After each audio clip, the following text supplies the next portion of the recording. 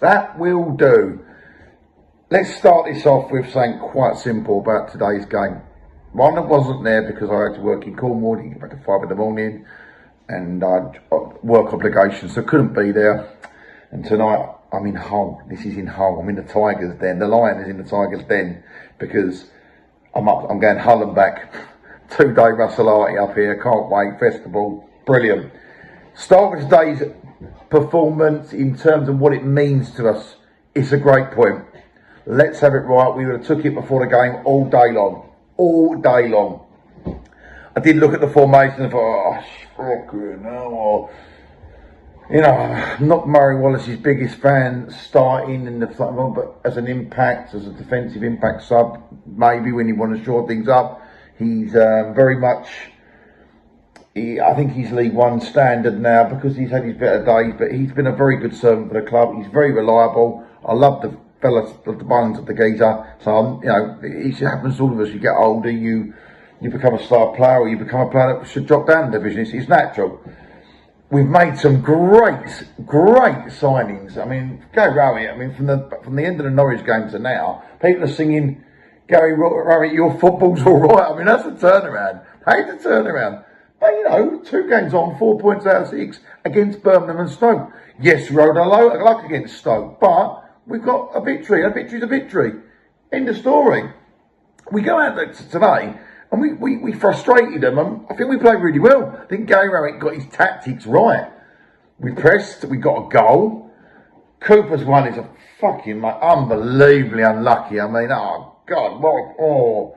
Only us that happens to. And another day that it just goes in as a goal. And it's a player that comes with the post that with VAR there, maybe when the crossover and the ball hit in his head, or when the ball was kicked, it possibly would have been onside. But if we'd gone in at 2-0, I mean, the other thing about the first half was the talking between the communication between Static and the back 3 or 5 has to be better. Because Cooper leaves that and he comes in and wipes the geezer out. It's a stonewall. But he makes amends. He saves the penalty. You can't ask for more than that. But I think they have to work on that communication in the international break. 100%. We've now got 4 fantastically solid centre midfielders. Great. I love those. Casper. You've got Campbell, Mitchell and Saville. Brilliant. But learn to rotate them so that we're always fresh and strong in our central midfield. We've got the players in depth at the back. Though I think Alex Mitchell, should have been brought back, and he could still, if he can be, I would, as a bit of cover. I really enjoy Wes Harding when he comes on. I think he's a very good player. Danny Mack, brilliant. Danny Mack to back was very, very good. I like when he came on. I think he had a point to prove that he's been dropped. His problems have been highlighted a lot, and I think he came in as a good performance in. Harding, you can't fault it. I mean, Campbell when he came on for the young Arsenal lad. What's his name? Norton Cuffy. Brilliant player. Norton Cuffy is going to go a long way in football. A hell of a lot. I love some of his touches and his crosses today and what he was doing on that pitch. He was brilliant. He's so many years above his age in terms of his football capability, his distribution, his the knowledge of the game, his reading of the game. And the 2 up top, it works. Yeah, it was a 3, I think, today, but Nisbet and Bradshaw, for me, they have to be on the pitch at the same time. I'm gutted we never got Kiefer Moore, and I'm told it was a player dropped out from some sort of Bournemouth deal that didn't allow him to come. So it wasn't him blowing us out, because I'd love him. He's got ability on the feet, on the ground, in the air. He's got a bit about him. He's very unplayable, like Andy Carroll in the air when the ball goes in the box. He would have been a great addition to Millwall. Absolutely fantastic addition. Wing play, I mean, Honeyman's come back, he's going to be good. Lookman obviously came from Hull as well, another great player. I think he's brilliant for us. Watmore, Essie, Amaku. The player I want to talk about a little bit here is Fleming.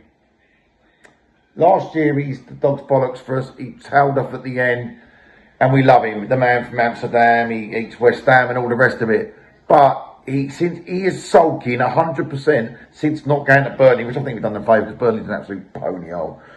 Not as bad. I mean, Dan doesn't like Hull where I am at the moment, but I think Hull hasn't too bad.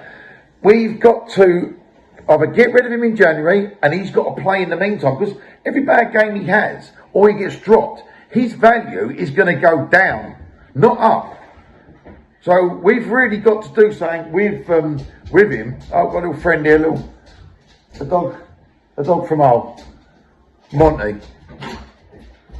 And we've got to go one above now and get the best out of him before January.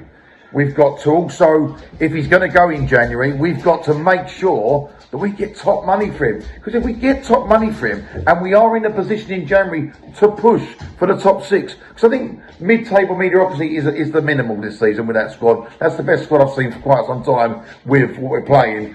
We need to spend... the Tigers creeping out the back here. They don't want to get in there. Look. Don't like the way the Hull, even Hull are doing well at the moment, and they're fucking pony.